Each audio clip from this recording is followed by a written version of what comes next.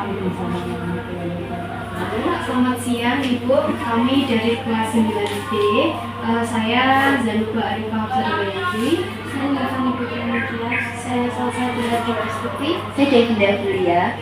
Mohon izin, kami ingin melakukan wawancara kepada Ibu terkait budaya yang ada di tempat tinggal Ibu. Sebelumnya, Ibu perkenalan dulu Bu. Kalau nama Ibu asli, Ibu bernama India Kusumawati. Akan tetapi Ibu biasa dipanggil oleh anak-anak hanya Bu Adi saja.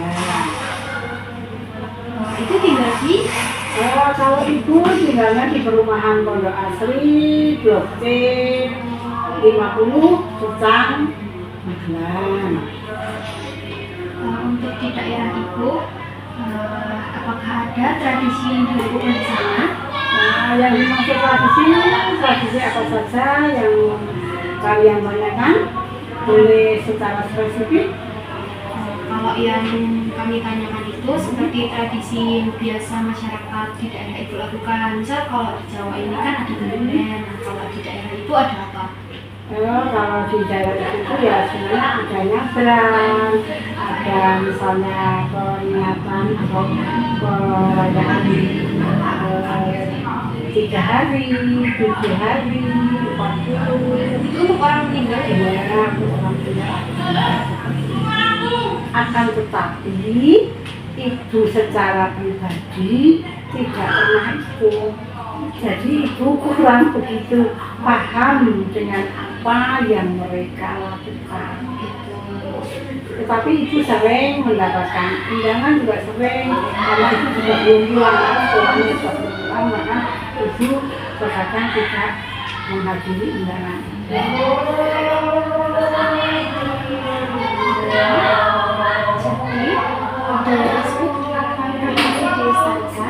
Insya Allah masih oleh masyarakat di daerah Ibu masih dilestarikan.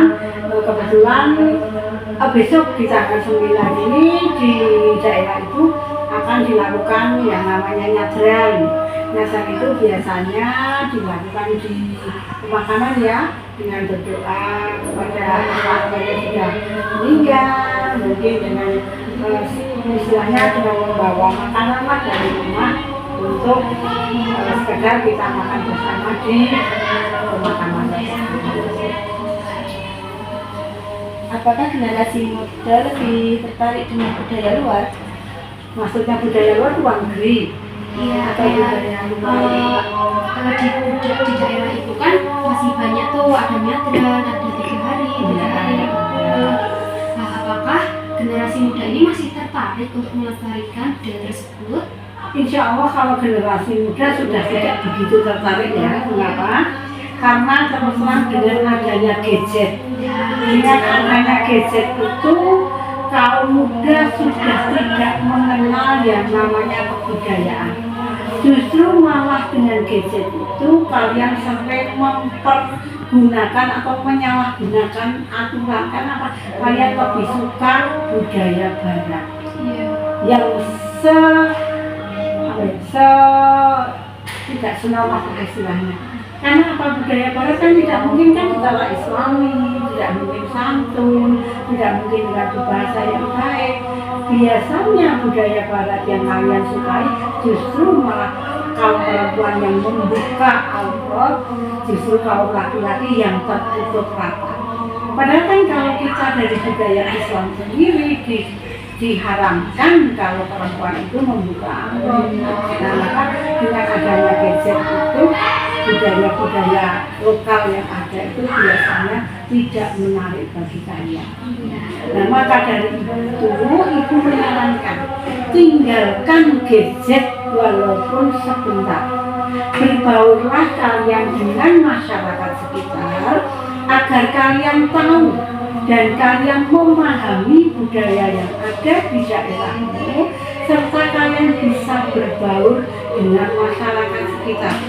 Jangan kalian dengan gadget itu kalian hanya di dalam kamar, bermain game, membuka YouTube, membuka lagu-lagu, tidak. Tapi tinggalkan gadget itu barang sebentar untuk berbaur dengan masyarakat. Mengapa ibu merasakan ditinggalkan? Karena walaupun kamu itu bergaul dengan masyarakat, tetapi gadget ada di tanganmu, kalian tidak akan bergaul. Kalian mesti cenderung akan individual dan akan seperti ini dengan gaya kalian masing-masing. Tetapi kalau kalian meninggalkan ini di rumah, terus kalian pergi dengan teman-teman kalian yang ada di daerahmu, terutama orang tua yang masih kental dengan budaya, kalian bisa istilah Jawanya ngangsu kaproh, memberikan pembelajaran kepada kalian apa atau budaya-budaya yang ada di daerah kita selama ini yang belum kalian ketahui. Nah maka dari itu kembali lagi, silahkan kalian tinggalkan gadget. Ya gadget itu ada manfaatnya untuk kalian kalau kalian menggunakan dengan baik, dengan sopan, dengan positif thinking itu menjadikan baik. Tetapi kalau sebaliknya, maka kalau itu memberikan pembelajaran pun boleh, kalian menggunakan gadget boleh, tetapi pakailah pikiran kalian, pakailah hati yang bersih kepada kalian. Karena dengan hati yang bersih, insya Allah kalian tidak akan terkontaminasi oleh budaya barat yang tidak baik untuk kita. Artinya para pemuda sudah tidak peduli lagi dengan budaya daerah menurut Ibu. Jadi menurut Ibu, cara yang bisa dilakukan terkait masalah para pemuda yang sudah tidak tertarik lagi ini bagaimana Bu? Ya tadi pemuda-pemudi tadi berbaur satu sama lain dengan masyarakat yang lebih tua, yang bisa memberikan pengertian atau memberikan kaprok, memberikan ilmu tentang kebudayaan yang ada. Tetapi kembali lagi, jangan dicampur adukan antara kebudayaan dengan agama. Karena kebudayaan itu tidak mungkin masuk dalam agama, tetapi agama bisa masuk dalam kebudayaan. Nah, jadi tolong kalian sebagai generasi muda, kalian manusia yang intelek, kalian yang manusia berbudi, pisahkan antara kebudayaan dengan agama. Kenapa? Karena kebudayaan di Indonesia ini masih banyak dipengaruhi dari agama Hindu dan Buddha. Jadi kalau menurut Ibu sendiri, bila masyarakat muda khususnya itu sudah mulai melestarikan budayanya lagi, apakah budaya-budaya yang sudah tertinggalkan itu dapat dipulih kembali? Maksud saya, jika sudah ada budaya yang luntur gitu, jika masyarakat muda sudah mulai tertarik, apakah masih bisa dikembalikan lagi? Insya Allah masih bisa, Karena anak-anak muda itu kan lebih intelek. ya, Anak-anak muda itu bisa berpikir positif dan dia lebih maju pemikirannya. Jadi dengan kebudayaan yang sudah luntur tetapi dikembalikan kepada kaum muda, dia akan lebih bisa mengendalikan diri, bisa memupuk kedisiplinan, memupuk sanubari itu namanya, memupuk sanubari yang sudah luntur untuk menjadikan akhlak kembali, menyatu kembali dalam hasanah dunia pemuda itu. terima kasih Ibu atas waktu yang sudah diberikan. Tetapi sebelumnya, saya tadi lupa menanyakan satu hal. Apakah di tempat tinggal Ibu yang sekarang Ibu tinggal ini, dan di mana Ibu tinggal di situ? Oh tidak, Ibu pendatang. Ibu itu apa ya namanya, pindah-pindah itu nomaden. Ya karena ibu aslinya dari Payaman. Dulu pertama kontrak di Depes.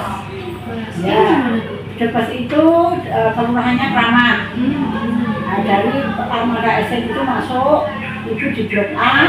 Setelah di blok A pindah ke blok D, karena yang namanya kontraktor itu kan tidak mungkin tetap. Nah itu kebetulan pindah ke Secang ini di blok C. Nah, di Secang ini juga itu kontraktor dulu, tetapi alhamdulillah karena rahmat dari Allah mungkin sudah pulang, nah itu bisa memiliki rumah itu sendiri. Semua sama, dari asli itu hanya 2 kilo, dari rumah sampai Depkes juga cuma 2 kilo, dari rumah itu yang Payaman sampai ke pondok asli hanya juga 2 kilo. Jadi kalau itu mau ke tempat mbah itu masih sangat terjangkau.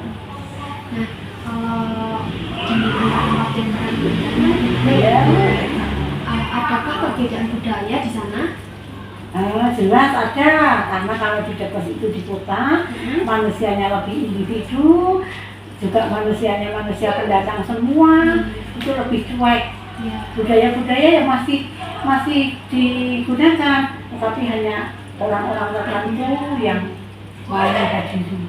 Kebanyakan orang yang istilahnya pendatang, orang yang kota, yang cuek ya sudah tidak mau dengan budaya itu, terlalu repot.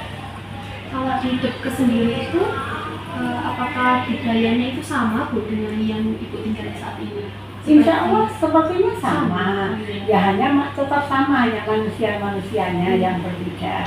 Tapi kalau di pondok asli ini lebih kental ya, karena terusan kan di pondok asli ini ada dekat dengan pondok sembuh ya, otomatis kan dari pondok-pondok itu dia bisa berbaur ke pondok asli, dia bisa memberikan pengajian-pengajian, akhirnya lebih kental untuk melaksanakan ajaran-ajaran yang ada di kebudayaan itu. Nah, kalau di Payaman sendiri itu apakah sama kentalnya dengan pondok asli? Di Payaman itu justru malah ada dua organisasi ya yang jelas. Oh, organisasi agama? Ya, di Payaman itu ada yang namanya Muhammadiyah dan ada NU. Jadi kalau yang namanya NU memang banyak melakukan Mantap untuk syukur. yang Muhammadiyah tidak. Tetapi di antara dua organisasi tersebut tidak ada kontra atau konflik gitu ya? Tidak, insya Allah hidup berdampingan dengan damai. Istilahnya kalau dalam itu aku ini ya. Jadi kamu melakukan seperti itu boleh, tidak saling mempengaruhi. Yang kami juga melakukan ini tidak saling mempengaruhi, hidup berdampingan secara damai. Jadi saya mengambil kesimpulan ini Bu, ketika di Payaman walaupun ada dua organisasi, tetapi mereka tetap berjalan dengan baik ya. Di kebudayaan juga sama, masih terjaga kelestariannya. Tapi ketika di kota, budaya yang dilakukan itu sangat minim ya, dan orang-orangnya juga sedikit. Kalau di pondok asli sendiri, budaya masih terjaga, dan ada apa tadi pondok sentuh ya yang membantu menyehatkan. Terima kasih Ibu atas waktu yang sudah diberikan. Kami mohon maaf apabila ada pertanyaan yang kurang berkenan mungkin bagi Ibu. Kami akhiri. Assalamualaikum warahmatullahi wabarakatuh. Begitu juga Ibu mohon maaf, barangkali ada kata-kata Ibu atau mungkin jawaban Ibu yang tidak berkenan di hati kalian, mungkin menohok di telinga kalian, juga Ibu mohon maaf, itulah adanya. Ibu membicarakan dengan apa adanya. Sama-sama ya, kita sama-sama saling memaafkan. Sebelum kami beranjak, boleh kita minta dokumentasi foto bersama? Ya.